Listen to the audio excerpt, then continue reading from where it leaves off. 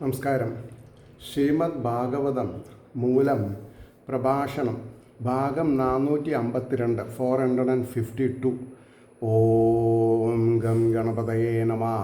ഓം some സരസ്വതേ സ്വാഹ. ഓം ശ്രീ ഗുരുഭ്യോ നമഃ. ഓം ശ്രീ രംഗനാഥ ശർമ്മണേ നമഃ. നാരായണ നാരായണ നാരായണ നാരായണ നാരായണ നാരായണ നാരായണ നാരായണ നാരായണ നാരായണ നാരായണ. ഓം ശ്രീകൃഷ്ണാർപ്പണമസ്തു. ഓം ശ്രീകൃഷ്ണായ പരബ്രഹ്മണേ നമഃ. ഓം ശ്രീകൃഷ്ണായ പരമാത്മനേ നമഃ. ഹരേ രാമ രാമ രാമ ഹരേ ഹരേ, ഹരേ കൃഷ്ണ കൃഷ്ണ കൃഷ്ണ ഹരേ ഹരേ. ഓം ശ്രീ രുക്മിണി സത്യഭാമ സമേത ശ്രീ ഗോപാലകൃഷ്ണസ്വാമിനേ നമഃ. ശ്രീമദ് ഭാഗവതം പഞ്ചമസ്കന്ധം 1-ാം അധ്യായത്തിൽ 30-ാമത്തെ ശ്ലോകം മുതൽക്കാണെന്ന് പറയേണ്ടത്. ശ്ലോകം 30. യാവത് വഭാസയതി സുരഗിരീം അനുപരിക്രാമൻ ഭഗവാൻ ആദിത്യോ വസുധാതലം അർദ്ധേനൈവ പ്രതപത്യർദ്ധേന അവസ്ഥാദയതി തഥാ ഹി ഭഗവത് ഉപാസനോപചിതാദി പുരുഷ പ്രഭാവസ്തദനഭിനന്ദൻ സമജവനെ രഥേന ജ്യോതിർമയേന രജനീം അഭി ദിനം കരിഷ്യാമി ഇതി സപ്തകൃത്വസ്തരണീം അനുപര്യക്രാമത് ദ്വിതീയ ഇവ പതംഗഃ. ഇതാണ് ശ്ലോകം. അതിന് വാക്കാർത്ഥം പറയുമ്പോൾ, മേരുപർവ്വതത്തെ ക്രമത്തിൽ ചുറ്റി സഞ്ചരിക്കുന്ന തേജോരൂപനായ സൂര്യൻ ഭൂമണ്ഡലത്തെ എപ്പോൾ പ്രകാശിപ്പിക്കുന്നുവോ അർദ്ധാംശം കൊണ്ട് തന്നെ പ്രകർഷേണ തപിപ്പിക്കുന്നു, അർദ്ധേന അർദ്ധാംശം കൊണ്ട് മറയ്ക്കുന്നു.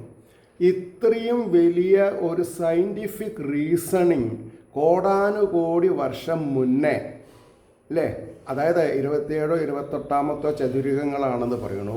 ഓരോ യുഗങ്ങളും ഇത്ര വർഷമാണെന്ന് പറയണു. അപ്പോൾ ഈ 5000 വർഷം എന്ന് പറയുന്നത് ശരിയല്ല. കാരണം എന്താ, അത് ഒരു ദ്വാപരയുഗം കഴിഞ്ഞിട്ട് എല്ലാ ദ്വാപരയുഗത്തിലും ആര് വരുന്നുണ്ട്? ഭഗവാൻ വരുന്നുണ്ട് കൃഷ്ണനായിട്ട്. അതുകൊണ്ടാണ് ഞാൻ കോടാനുകോടി എന്ന് പറഞ്ഞത്. അപ്പോൾ അവർ മനസ്സിലാക്കിയിട്ടുണ്ട്, ഋഷീശ്വരന്മാർ മനസ്സിലാക്കിയിട്ടുണ്ട്, ഭൂമിയിൽ മാത്രമേ ഈ പ്രതിഭാസമുള്ളൂ എന്നും 24 മണിക്കൂറും സൂര്യന് പ്രഭയുണ്ട്. അതാണ് നമ്മുടെ ആത്മാവിനും പ്രഭയുണ്ട്. ഇത്രയും ഇൻട്രിക്കേറ്റായിട്ടുള്ള ഒരു സത്യത്തെ വിളിച്ച് പറഞ്ഞിട്ടുള്ള ഋഷീശ്വരന്മാരെ മാനിക്കാതെ കണ്ടുള്ള ജീവിതം നമ്മളെ എവിടെ കൊണ്ടെത്തിക്കും? ബിഗ് സീറോയിലെത്തിക്കുക. ബിഗ് സീറോ അതാണല്ലോ ഇപ്പോൾ അനുഭവിച്ചു കൊണ്ടിരിക്കുന്നത്. നമ്മൾ എവിടെ നോക്കിയാലും യുദ്ധം, എവിടെ നോക്കിയാലും പൊരുത്തപ്പെടായ്മ. അതുകൊണ്ട് പറയണു, അപ്പോൾ ഭഗവാന്റെ ഉപാസന കൊണ്ട് വർദ്ധിച്ചിരിക്കുന്ന പുരുഷ സാധാരണമല്ലാത്ത പ്രഭാവത്തോടു കൂടിയാ ഈശ്വരനെ ഉപാസിച്ചിട്ടുണ്ടെങ്കിൽ എന്തുണ്ടാവും? ഡിവൈൻ ആക്ടിവിറ്റീസ് ഓരോ വ്യക്തികൾക്കും അനുഭവപ്പെടാൻ പറ്റും. ഉപാസന കൊണ്ട്, ഭഗവാന്റെ ഉപാസന കൊണ്ട്, വാക്കിൻ്റെ അർത്ഥം ഉപാസന കൊണ്ട് വർദ്ധിച്ചിരിക്കുന്ന പുരുഷ സാധാരണമല്ലാത്ത, അതാണ് ഡിവൈൻ എന്ന് പറയാൻ കാരണം, പ്രഭാവത്തോടു കൂടിയ പ്രിയവ്രതൻ അതിനെ അഭിനന്ദിക്കത്തക്കവനായിട്ട് തുല്യവേഗത്തോടു കൂടിയ തേജോമയമായ രഥത്തിൽ കൂടി രാത്രിയെയും പകലാക്കി തീർക്കുവാൻ എന്ന് വിചാരിച്ചിട്ട് രണ്ടാമതൊരു സൂര്യൻ എന്ന പോലെ 7 പ്രാവശ്യം സൂര്യനെ അനുകരിച്ച് ചുറ്റി സഞ്ചരിച്ചു.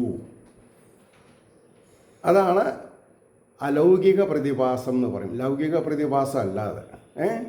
ഇനി അതിൻ്റെ ഭാവാർത്ഥത്തിലേക്ക് കടന്നാൽ, തേജോമയനായ ആദിത്യൻ മഹാമേരു പർവ്വതത്തെ ചുറ്റി സഞ്ചരിച്ചുകൊണ്ട് ഭൂമണ്ഡലത്തെ പ്രകാശിപ്പിക്കുകയാണല്ലോ ചെയ്യുന്നത്. എന്നാൽ ഭൂമിയിൽ എല്ലാ ഭാഗത്തെയും ഒരേ സമയത്ത് പ്രകാശിപ്പിക്കുന്നില്ല. ഇതാണ് സയൻറ്റിഫിക് റീസൺ എന്ന് പറയാൻ കാരണം. ഈ ഋഷീശ്വരന്മാർ ഇത് ഒരു മോഡേൺ എക്യുപ്മെൻറ്റ്സും ഇല്ലാതെ കണ്ട് ഇരുന്ന ഇരിപ്പിൽ അന്തർദൃഷ്ടി കൊണ്ട് ഭഗവാനെ ഉപാസിച്ചതുകൊണ്ട് ഭഗവാൻ ഒരു ദിവ്യമായ കാഴ്ചപ്പാട് ഇവർക്ക് കൊടുത്തു. Divine interference. അങ്ങനെയാണ് അവരിതൊക്കെ പറയുന്നത്. അതൊക്കെ ഇന്ന് നാസ പറയണു 100-101% ശരിയാണെന്ന് പറയണം. അപ്പോൾ നമ്മുടെ എല്ലാ ഫിസിക്സ് PhD-കാരും ഈ ഒരു ഫങ്ഷൻ ആക്സെപ്റ്റ് ചെയ്തേ പറ്റുമോ ഇവർക്ക്? മനസ്സിലായോ? അതുകൊണ്ടാണ് ഭൂമിയുടെ അർദ്ധാംശത്തിൽ പ്രഭയെ പ്രവേശിപ്പിക്കുകയും അർദ്ധാംശത്തെ മറക്കുകയും ചെയ്യുന്നു. ഭഗവാന്റെ ഉപാസനയാൽ പുരുഷപ്രഭാവത്തെ അതിക്രമിച്ചിരിക്കുന്ന മഹത്തായ ദിവ്യഭാവം സമ്പാദിച്ചിരിക്കുന്ന പ്രിയവ്രതന് ഇത് ഇഷ്ടമായില്ലയോ എന്ന് തോന്നുമാറ് സൂര്യനെ പോലെ പ്രഭയും വേഗവുമുള്ള ഒരു രഥത്തിൽ കയറിയിട്ട് രാത്രിയെയും പകലാക്കി തീർക്കാമെന്നുള്ള വിചാരത്താലോ എന്ന് തോന്നുമാറ് 7 പ്രാവശ്യം രണ്ടാമതൊരു സൂര്യനോ എന്ന് തോന്നുമാറ് ഭൂമിയെ ചുറ്റി സഞ്ചരിച്ചു വന്നിരുന്നു. അദ്ദേഹം ദിവസവും മനോവേഗവും അസാധാരണ പ്രഭയുമുള്ള സ്വരഥത്തിൽ ഇരുന്ന് ഭൂമിയെ മുഴുവനും 7 പ്രാവശ്യം ചുറ്റി സഞ്ചരിക്കുക പതിവായിരുന്നു എന്ന് സാരം. അപ്പോൾ ഇന്ന് നമ്മൾ ഈ ഭൂമണ്ഡലം നാവികസേനക്കാരെ പായ്വഞ്ചിയിൽ പോയിട്ട് വരുന്നു, സൈക്കിളിൽ പര്യടനം നടത്തണു. ഇതൊന്നും ദുർലഭമല്ല. If there is a will there is a way. അതാണ്. ബാർബർ ഷോപ്പ് നടത്തിയിട്ട് വ്യക്തികൾ കോടീശ്വരന്മാരാകണു. ടാക്സി ഓടിയിട്ട് വ്യക്തികൾ കോടീശ്വരന്മാരാകണു. കാരണം എന്താ? ആ വ്യക്തികളിൽ അസാധാരണ പ്രതിഭാസം ഈശ്വരൻ കൊടുക്കാം, അല്ലാതെ കൊണ്ടൊന്നുമല്ല. അപ്പം ഇനി അടുത്ത ശ്ലോകം എന്താ പറഞ്ഞത്? ഏ വാ ഉഹാ തത് രഥചരണാനേമി കൃതപരിഘാതസ്തേ സപ്തസിന്ധവ ആസൻ യദ ഏവ കൃതാ സപ്തഭുവോ ദീപാഹ. അതായത് അവൻ്റെ രഥചക്രധാരകളാൽ ഉണ്ടാക്കപ്പെട്ട കുഴികൾ യാതൊന്നോ അതാണ് സപ്തസമുദ്രങ്ങളായതെന്നാണ് പറഞ്ഞത്. അവ 7 സമുദ്രങ്ങൾ ആയി തീർന്നു. അവയാൽ തന്നെ ഭൂമിയുടെ 7 ദ്വീപങ്ങൾ ഉണ്ടാക്കപ്പെട്ടു എന്ന് പറഞ്ഞു. അതിൻ്റെ ഭാവാർത്ഥം, ആ മഹാരാജാവിൻ്റെ തേർച്ചക്രങ്ങളുടെ ഉരുൾച്ച നിമിത്തമായി ഉണ്ടായ അഗാധഗർത്തങ്ങൾ കുഴികൾ 7 സമുദ്രങ്ങളായി ഭവിച്ചു. ആ സമുദ്രങ്ങളാൽ ചുറ്റപ്പെട്ട ഭൂഭാഗങ്ങൾ 7 ദ്വീപുകളായി തീർന്നു എന്ന് പറയുന്നു. 32ാമത്തെ ശ്ലോകം. ജംബൂ പ്ലക്ഷശാൽമലീ കുശക്രൗഞ്ചശാഖ പുഷ്പകര സംജ്ഞാസ്തേഷാം പരിമാണം പൂർവസ്മാത് ഉത്തരോ യഥാസംഖ്യം വിഗുണമാനേന ബഹി സമന്തത ഉപക്ലുപ്താഹ. ഇതാണ് ശ്ലോകം. ജംബൂ, പ്ലക്ഷം, ശാൽമലി, കുശം, ക്രൗഞ്ചം, ശാഖം, പുഷ്കരം എന്ന് ആ ദ്വീപുകളുടെ നാമധേയങ്ങൾ. അവ ഓരോ സമുദ്രത്താൽ ചുറ്റപ്പെട്ടവ. ഒന്നാമത്തേതിനുള്ള ചുറ്റളവിൽ നിന്ന് ഇരട്ടി വലിപ്പം രണ്ടാമത്തേതിന്. ഇങ്ങനെ ക്രമത്തിൽ ഉത്തരോത്തരം ഇരട്ടി വലിപ്പം ഓരോന്നിനും ഉണ്ട് എന്ന് പറഞ്ഞു. ഇവിടെ അതിൽ ക്രിയകളെ പറ്റിയിട്ടൊന്നും പറയണില്ല. അതായത് എല്ലാം പ്രോനൗൺസാണ്, നൗൺസ് ആൻഡ് പ്രോനൗൺസ് അല്ലേ. അതുകൊണ്ടാണ് അതിന് ഭാവാർത്ഥം മാത്രമേ ഉള്ളൂ, വാക്കാർത്ഥമില്ല. ഇനി പറയണു 33ാമത്തെ ശ്ലോകം. അതിനും ഇതേമാതിരി തന്നെയാണ്. എങ്ങനെ? ക്ഷാരോദേക്ഷുരസോദ സുരോദ ഘൃതോദ ക്ഷീരോദ ദതിമണ്ഡോദ ശുദ്ധോദ സപ്തജലധയാ സപ്തദ്വീപപരിഘാ ഇവാഭ്യാന്തരദ്വീപ സമാന ഏകൈകൈശ്യേന യഥാനുപൂർവം സപ്തസ്വപി ബഹിർദ്വീപേഷു പൃഥക് പരിത ഉപകൽപിതാസ്തേഷു ജംബാദിഷു ബർഹിഷ്മദീ പദീർ അനുവ്രതാനാം ആത്മജാഗ്നീന്ദ്രേത്മജിഹ്വ യജ്ഞബാഹു ഹിരണ്യരേതാ ഘൃതപൃഷ്ഠാമേധാതിഥി വീതിഹോത്ര സംജ്ഞാൻ യഥാ സംഖ്യേനേകൈകസ്മിൻ ഏകേമേവാധിപതിം വിദധേ. അതിൻ്റെ വാക്കാർത്ഥം അല്ലെങ്കിൽ രണ്ടും കൂടിയിട്ടുള്ളത് എന്താണെന്ന് ചോദിച്ചു നോക്കുമ്പോൾ, ക്ഷാരോദം ഇക്ഷുസാരോദം സുരോദം ഘൃതോദം ക്ഷീരോദം ദതിമണ്ഡോദം ശുദ്ധോദം എന്ന് 7 സമുദ്രങ്ങളുടെ നാമധേയങ്ങൾ. ക്ഷാരം, ഇക്ഷുരസം, സുര, ഘൃതം, ക്ഷീരം, ദതിമണ്ഡം കടഞ്ഞു കഴിഞ്ഞുണ്ടായ തേര്, ശുദ്ധം എന്നീ രസമുള്ള ജലമാണ് ഓരോ സമുദ്രങ്ങളിൽ ഉള്ളതെന്ന് സമുദ്രനാമധേയങ്ങൾ കാണിക്കുന്നു. ഈ ഓരോ സമുദ്രവും ഓരോ ദ്വീപിൻ്റെ ചുറ്റും ആ ദ്വീപിനെ ശത്രുക്കളിൽ നിന്ന് രക്ഷിപ്പാനുള്ള ആഴമേറിയ കിടങ്ങുകളെന്ന പോലെ പുറമേ ചുറ്റിക്കിടക്കുന്നു. ഒരു ദ്വീപം, ഒരു സമുദ്രം, ഒരു ദ്വീപം, പിന്നെ ഒരു സമുദ്രം, അതിനു പുറമേ ഒരു ദ്വീപം, ഇങ്ങനെ ഒന്നോടൊന്ന് സംബന്ധപ്പെടാതെ സമുദ്രങ്ങളിൽ നിന്ന് പുറമേ ദ്വീപങ്ങളും ദ്വീപങ്ങളിൽ നിന്ന് പുറമേ സമുദ്രങ്ങളും ഏറ്റവും പുറമേ ദ്വീപങ്ങളും ദ്വീപങ്ങളിൽ നിന്ന് പുറമേ സമുദ്രങ്ങളും ഏറ്റവും പുറമേ ശുദ്ധജല സമുദ്രവും എന്ന രീതിയിലാണ് ഇവയുടെ കിടപ്പ്. ഈ ജാംബാദി ദ്വീപങ്ങളിൽ ക്രമേണ പ്രിയവ്രതൻ തൻ്റെ ആജ്ഞയെ അനുസരിച്ച് നടക്കുന്ന അഗ്നീന്ദ്രൻ, യുഗ്മജുഹൻ, യജ്ഞബാഹു, ഹിരണ്യരേതസ്, ഘൃതപൃഷ്ഠൻ, മേധാതിഥി, വീതിഹോത്രൻ എന്ന് പേരുള്ള 7 പുത്രന്മാരെ ഓരോന്നിൽ പൂർണ്ണാധികാരികളായിട്ട് നിശ്ചയിച്ചു എന്ന് പറഞ്ഞു. അടുത്തത് 34-ാമത്തെ ശ്ലോകം. ദുഹിതരം ച ഊർജസ്വതീം നാമോശനസേ ഉശനസേ പ്രായച്ഛൽ യസ്യാം ആസീ ദേവയാനി നാമകാവ്യസുതാം. ഊർജസ്വതീം നാമ ദുഹിതരം. ഊർജസ്വതി എന്ന പേരായ പുത്രിയെ ശുക്രനായിക്കൊണ്ട്, ഉസനസ് ശുക്രൻ, അസുരന്മാരുടെ ദേവൻ, പിന്നെ ആചാര്യൻ, ശുക്രനായിക്കൊണ്ട് നൽകി. യാതൊരുത്തിയിൽ ദേവയാനി എന്നു പേരായ ശുക്രപുത്രി ഉണ്ടായി. അപ്പോൾ ഈ ദേവയാനിയുടെ അമ്മയുടെ പേരാണ് ഉസനസ്, അല്ല ഊർജസ്വതി എന്ന് പറഞ്ഞ കുട്ടി. അപ്പോൾ ദേവയാനി എന്നു പേരായ ശുക്രപുത്രി ഉണ്ടായി.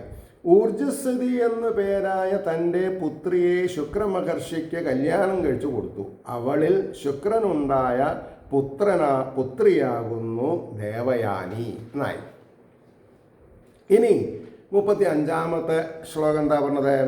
നൈവം വിധ പുരുഷകാര ഉരുക്രമസ്യ പുംസാം തദംഘ്രിരജസാ ജിതഷഡ്ഗുണാനാം ചിത്രം വിദൂര വിഗത സഹൃദാദീതയന്നാമധേയാം മധുനാ സജ്ജഹാദി ബന്ധം. ഇതിൽ പിന്നെ വാക്കാർത്ഥം വരുന്നുണ്ട്. ബഹുവിധ ലീലകളോടുകൂടിയ ബഹുവിധ ലീലകൾ ഭഗവാന്റെ അദ്ദേഹത്തിൻ്റെ പാദധൂളിലാഭത്താൽ എല്ലാവർക്കും കിട്ടില്ല. ആരാണ് തിരുപാദപത്മങ്ങളിൽ നമസ്കരിക്കണം അവർക്ക് മാത്രമേ കിട്ടുള്ളൂ. ജയിക്കപ്പെട്ട 6 ഗുണങ്ങളോടുകൂടിയ പുരുഷന്മാരുടെ ഇപ്രകാരമുള്ള പൗരുഷം ആശ്ചര്യമല്ല. കാരണം എന്താ? ഡിവൈൻ ഇൻ്റർവെൻഷനാണ്. ഡിവൈൻ ഇൻ്റർവെൻഷൻ ഉണ്ടായിട്ടുള്ളതൊക്കെ ആശ്ചര്യമാണ്. അപ്പം എൻ്റെ കാര്യത്തിൽ ഡിവൈൻ ഇൻ്റർവെൻഷനാണ്. എന്താ അങ്ങനെ പറയാൻ കാരണം? ഞാൻ ഈ പട്ടാമ്പി അങ്ങാടിയിൽ അമ്പലത്തിൻ്റെ ആവശ്യത്തിന് കൊണ്ട് തേരാപാര നടന്ന് ഒന്നിനും പഠിപ്പിലൊന്നും ശ്രദ്ധയില്ലാതെ കണ്ട് അമ്പലകാര്യങ്ങളും പാട്ടം പിരിക്കലൊക്കെ ആയിട്ട് ഇങ്ങനെ കഴിച്ചു കൂട്ടി. ഒടുക്കം കാലം SSLC തോറ്റത് പാസ്സായി. അത് വെച്ചിട്ട് ബോംബെക്ക് കയറി. ഈ ട്രസ്റ്റ് സറണ്ടർ ചെയ്തതിൻ്റെ ശേഷം ഉദരനിമിത്തം ബഹുകൃത വേഷം, അതിനേക്കാൾ വലിയ പേരില്ല അതിന്. അവിടുന്ന് ഇന്നേ വരത്തെ ജീവിതം നോക്കുമ്പോൾ ആശ്ചര്യജനകമാണ്. എനിക്ക് തന്നെ ആശ്ചര്യമാണ്. അപ്പോൾ ഇതറിയണവർക്കോ അവിടെ അതുകൊണ്ടാണ് പറയാൻ കാരണം. അപ്പോൾ പുമാന്മാരുടെ ഇപ്രകാരമുള്ള പൗരുഷം ആശ്ചര്യമല്ല. എത്രയും ദൂരത്തുള്ളവൻ യാതൊരുവൻ്റെ നാമധേയത്തെ ഒരിക്കൽ ഉച്ചരിക്കുന്നുവോ അവൻ ഇപ്പോൾ ബന്ധത്തെ ഉപേക്ഷിക്കുന്നു. എന്ന് പറഞ്ഞാൽ നമ്മൾ എവിടെയാണെങ്കിലും കൃഷ്ണ ഗുരുവായൂരപ്പ എന്ന് വിളിച്ചാൽ ഈ കുട്ടിക്കാലം മുതൽ 21.5 വയസ്സ് വരെ സേവ ചെയ്ത ആ ഗുരുവായൂരപ്പ ചൈതന്യം നമ്മളെ ഇടവും വലവും മുന്നും പിന്നും മേലും കീഴും നിന്ന് സംരക്ഷിച്ചു വരികയാണ്.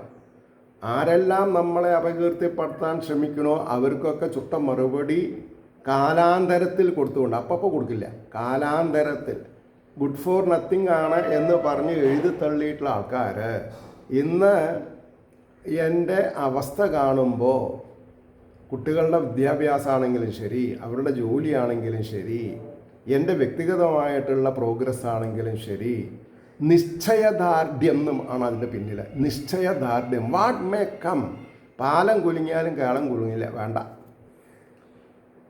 മറ്റുള്ളവർക്ക് പലതും ഉണ്ടാവും, നമുക്ക് എന്തുണ്ട്, ഈശ്വരൻ്റെ ഇൻ്റർവെൻഷൻ ഉണ്ട് എന്നുള്ളത് അവിടെ ഉറപ്പിക്കുക.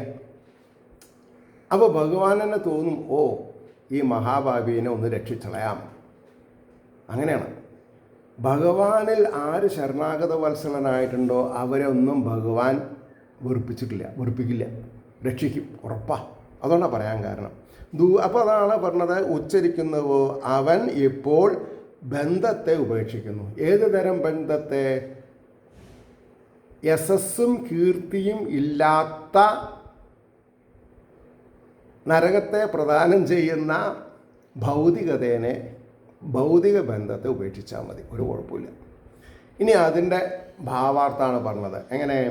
സമുദ്രങ്ങളെയും ദ്വീപങ്ങളെയും രഥഗതി വേഗത്താൽ കൽപ്പിച്ച പ്രിയവ്രത മഹാരാജാവിൻ്റെ പൗരുഷം ആശ്ചര്യം തന്നെ എന്ന് അഭിമാനിച്ച രാജാവിനോട് ശുകാചാര്യൻ പറയുന്നു, സർഗാദികളായ ബഹുവിധ ലീലകളെ അംഗീകരിച്ചിരിക്കുന്ന ഭഗവാന്റെ പാദധൂളിയെ ആശ്രയിച്ചതുകൊണ്ട് പഞ്ചേന്ദ്രിയങ്ങളെയും മനസ്സിനെയും ജയിക്കുന്ന ഭക്തന്മാരുടെ ഇപ്രകാരം ഉള്ള ശക്തി ആശ്ചര്യമാണെന്ന് കരുതേണ്ട.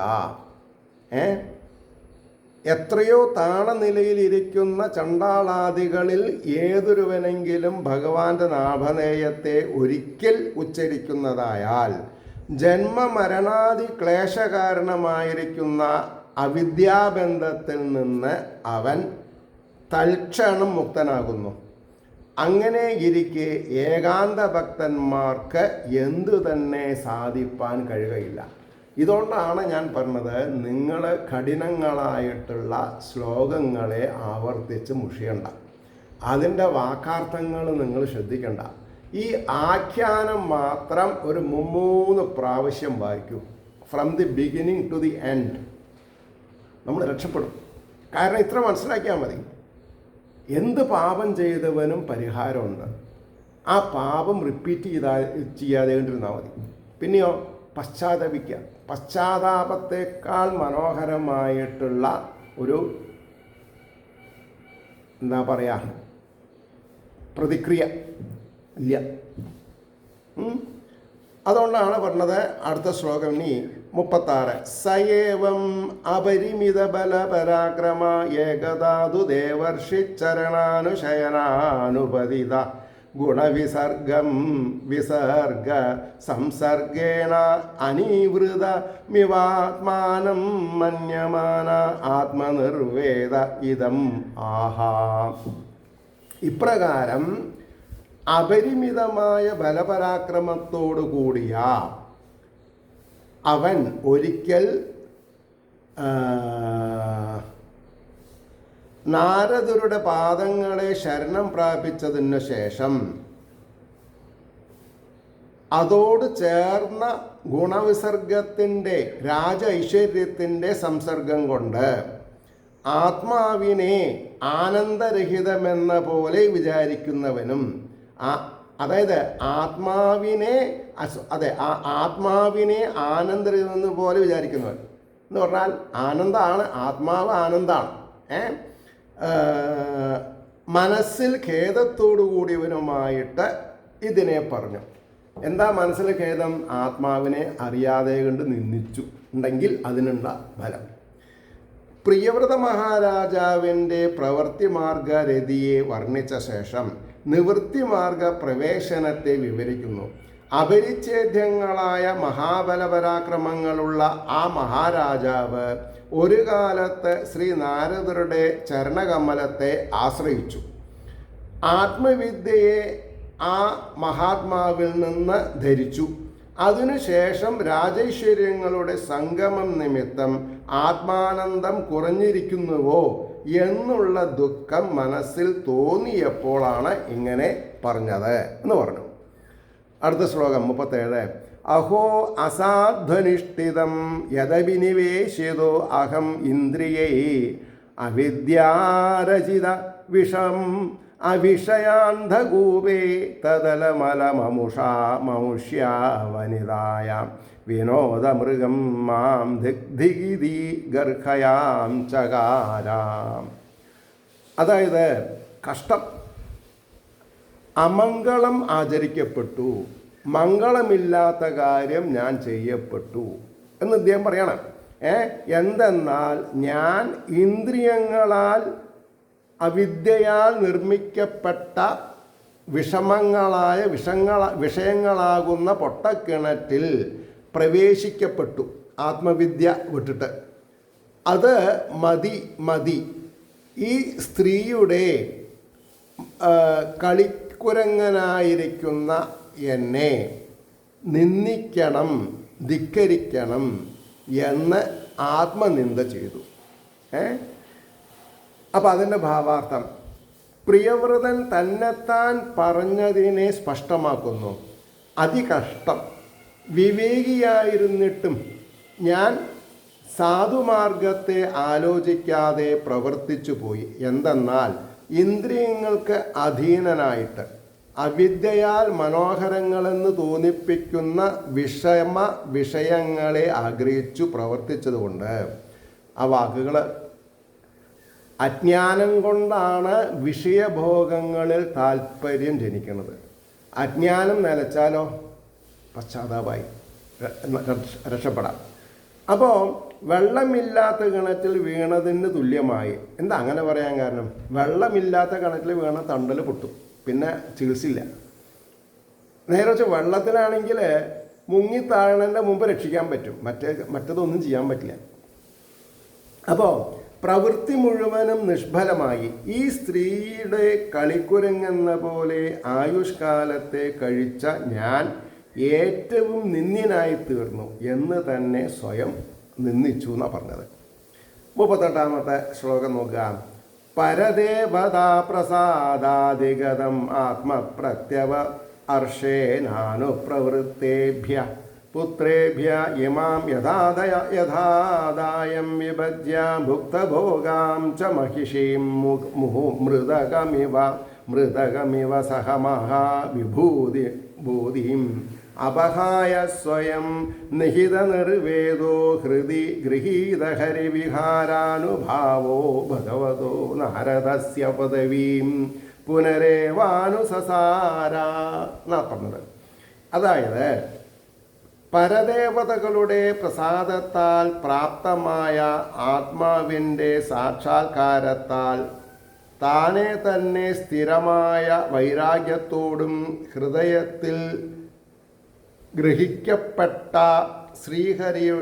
ശ്രീഹരി ലീലയുടെ മാഹാത്മ്യത്തോടും കൂടിയവനായിട്ട് അനുസരിച്ചു പ്രവർത്തിക്കുന്ന പുത്രന്മാർക്കായിക്കൊണ്ട് ഇതിനെ അവകാശം അനുസരിച്ച് ഭാഗിച്ചിട്ട് ഭുജിക്കപ്പെട്ട ഭോഗത്തോടുകൂടിയ പട്ടമഹിഷിയെയും മഹാവിഭൂതിയോടുകൂടി മൃതശരീരത്തെ എന്ന പോലെ ആത്മവിദ്യ ഉള്ള ആളെ ശരീര സംസർഗം ചെയ്താൽ അങ്ങനെ പറയാം, ഉപേക്ഷിച്ചിട്ട് ഭഗവാനായ നാരദരുടെ മാർഗത്തെ പിന്നെയും അനുസരിച്ചു എന്നാണ് പറഞ്ഞത്.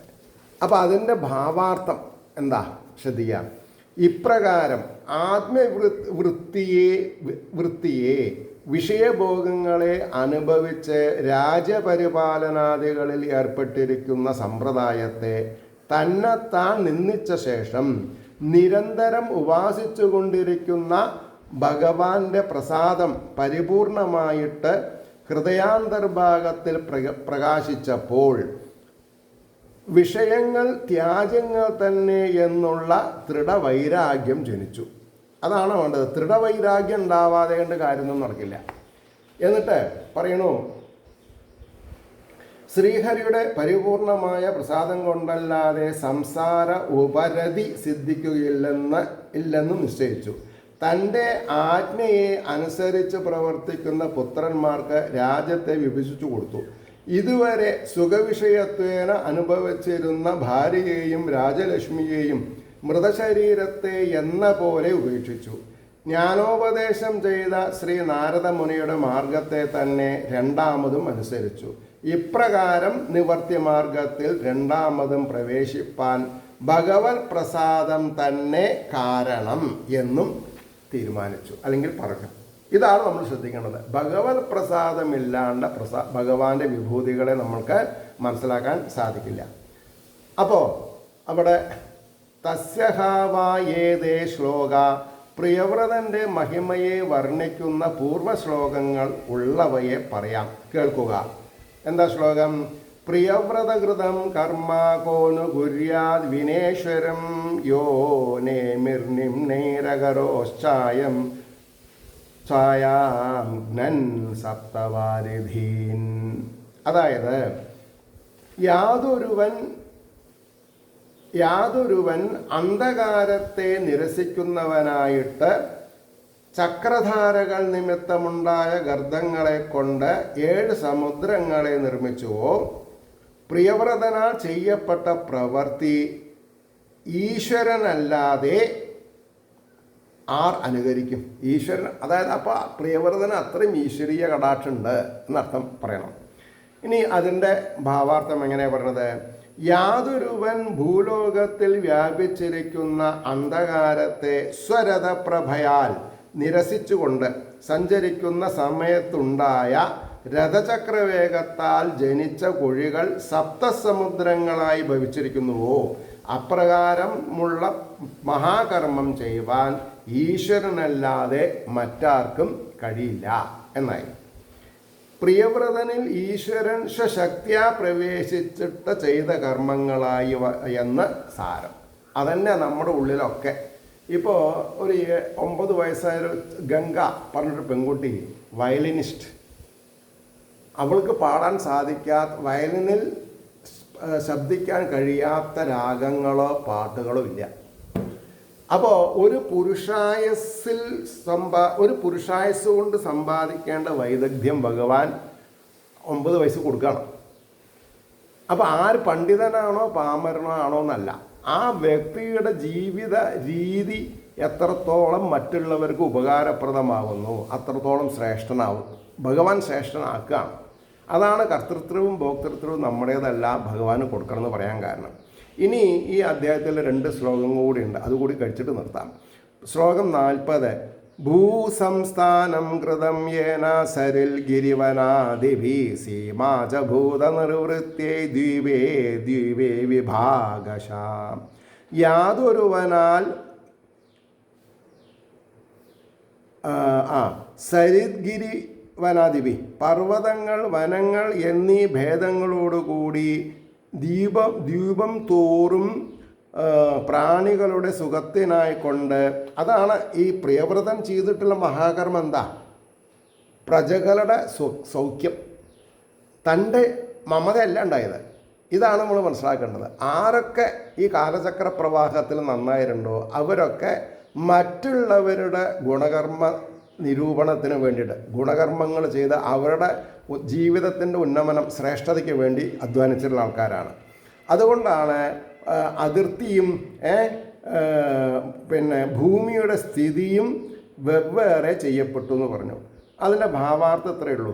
യാതൊരുവൻ സമുദ്രങ്ങളാൽ ചുറ്റപ്പെട്ട ഓരോ ദ്വീപിലും പ്രാണികളുടെ സുഖവാസത്തിനുപകരിക്കത്തക്ക വിധം ഭൂമിയുടെ സ്ഥിതിയെയും അതിർത്തിയെയും നദികൾ, പർവ്വതങ്ങൾ, കാടുകൾ എന്നീ വിഭാഗങ്ങളെയും വെവ്വേറെ ഏർപ്പെടുത്തുകയും ചെയ്തുവോ, ആ പ്രിയവ്രത കർമ്മം മനുഷ്യനാൽ അനുകരിക്കപ്പെടുവാൻ കഴിയുന്നതല്ല എന്ന് പറഞ്ഞു. ഇനി അവസാനത്തെ ശ്ലോകം 41 വരുന്നു. ഭൗമം ദിവ്യം മാനുഷം ച മഹിത്വം കർമ്മയോഗജം യശ്ചക്രേ നിരയൂപമ്യം പുരുഷാനുജനപ്രിയ. അതായത് ഈശ്വരഭക്തന്മാരിൽ പ്രിയത്തോടുകൂടിയ യാതൊരുവൻ പാതാളത്തിലുള്ളതും സ്വർഗത്തിലുള്ളതും മനുഷ്യലോകത്തിലുള്ളതും യോഗത്തിൽ നിന്ന് ജനിച്ചതായ മഹിമയേറിയ കർമ്മത്തെയും നരകതുല്യമായിട്ട് ചെയ്തുവോ. അതാണ് അതിൻ്റെ വാക്കാർത്ഥം വരിക. ഇനി അതിൻ്റെ ഭാവാർത്ഥം എന്താ? യാതൊരുവൻ ഭഗവത് ഭക്തജന സംസർഗം നിമിത്തം സിദ്ധിച്ച വിവേകത്താൽ. ഈ പ്രിയവ്രതന് നാരദരുമായിട്ടുള്ള സംയോഗം കൊണ്ടാണ് ഇത്ര ഭക്തി ഉണ്ടായത്. അങ്ങനെയാണ് ഭഗവാനെ കാണാനും സാധിച്ചത്. അപ്പോൾ ഭഗവാൻ പറഞ്ഞു, അച്ഛൻ പറഞ്ഞത് കൂട്ടാക്കാതെ കണ്ട് താൻ സന്യാസമോ മറ്റുള്ളതോ സ്വീകരിക്കണ്ട. അങ്ങനെയാണ് തനിക്ക് വിവാഹം നടന്നു, മക്കളുണ്ടായി. മക്കൾക്ക് വേണ്ടി, അതായത് തന്നെ പോലെ മക്കളും നല്ല വ്യക്തികളായി തീർന്ന് 7 വൻകരകൾ ഉണ്ടാക്കി കൊടുത്തു, 7ൻ്റെയും ഭരണക കൊടുത്തു. പിന്നെ വീണ്ടും എന്ത് ചെയ്തു? ഈശ്വരാരാധന കൊണ്ട് മോക്ഷത്തെ പ്രാപിക്കാൻ വേണ്ടിയുള്ള ശ്രമത്തിലേക്ക് പോയി ആണല്ലോ പറഞ്ഞത്. അതുകൊണ്ടാണ് ഭഗവത് ഭക്ത ജനസംസർഗം നിമിത്തം സിദ്ധിച്ച വിവേകത്താൽ യോഗശക്തി നിമിത്തം സിദ്ധിച്ച മഹാത്മ്യമേറിയ കർമ്മത്തെയും. അപ്പോൾ ക്ഷേത്രങ്ങളിൽ നിങ്ങൾ പോയിക്കോളൂ. ക്ഷേത്രങ്ങളിൽ വഴിപാട് ചെയ്യുമ്പോൾ നിങ്ങൾക്ക് ക്ഷേമം ഉണ്ടാവുമെന്ന് വിചാരിച്ച് ചെയ്യരുത്. അതുണ്ടാവണമെങ്കിൽ സജ്ജന സംസർഗം വേണം. നല്ല ഭക്തിയുള്ളവരായിട്ടുള്ള സംവാദം ചെയ്ത് മനോമാലിന്യങ്ങളെ മാറ്റിയാൽ മതി. പിന്നെ പഞ്ചയജ്ഞം എന്നുള്ള നിലയിൽ കൂടെ അവരവരുടെ വരുമാനത്തിൻ്റെ 20% ക്ഷേത്രങ്ങൾക്കും 20% അച്ഛനമ്മമാർക്കും സമൂഹത്തിനും സാഹോദര്യത്തിനും ചെയ്തു തീർത്തതിൻ്റെ ശേഷം ബാക്കി വരുന്നത് കൊണ്ട് വേണം സ്വന്തം കാര്യങ്ങൾ നിവർത്തിക്കാൻ. ഇതാണ് ഭാഗവതത്തിൻ്റെ രീതി. അപ്പോൾ പറഞ്ഞു പിന്നെ മനുഷ്യലോകത്തിലുള്ള സർവഭോഗങ്ങളെയും നരകതുല്യമായിട്ട് വിചാരിച്ചുവോ ആ പ്രിയവ്രതൻ്റെ കർമ്മങ്ങളെ അനുകരിപ്പാനുള്ള ശക്തി മനുഷ്യലോകത്തിലുള്ള ഒരുവനും ഉണ്ടാകയില്ല എന്ന് പറഞ്ഞാൽ, സാധാരണഗതിയിൽ ആരാണ് ഈശ്വരൻ്റെ കൃപാകടാക്ഷത്തിന് പാത്രീഭൂതരാണ് അവർക്ക് നടക്കും എന്നുള്ള സത്യത്തെ പറഞ്ഞുകൊണ്ട് വാക്കുകൾ ഉപസംഹരിക്കുന്നു. നമസ്കാരം. ഇതി ശ്രീമദ് ഭാഗവതേ മഹാപുരാണേ പഞ്ചമസ്കന്ധേ സ്വരൂപസ്ഥിതി പ്രകരണേ പ്രിയവ്രത സ ഐശ്വര്യ വീര്യ നിരൂപണം നാമ പ്രഥമോധ്യായ. സർവത്ര ഗോവിന്ദനാമ സങ്കീർത്തനം.